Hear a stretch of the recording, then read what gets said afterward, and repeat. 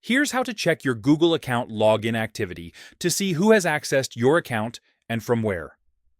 First, open any browser on your phone or computer and go to myaccount.google.com. Make sure you're signed into the Google account you want to check. This is where Google stores all your security and activity information. At the top, tap on Security. If you're on a computer, you'll see the Security tab on the left side. This section shows your devices, login alerts, and suspicious activity. Now scroll down until you find Recent Security Activity. Tap on it.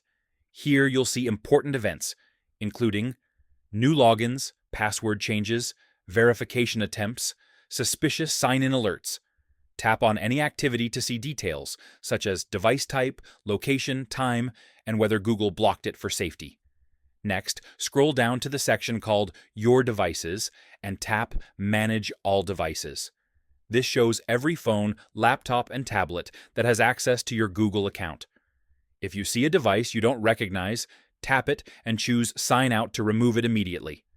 To protect your account, scroll down and turn on these features: two-step verification, device login alerts, password manager alerts.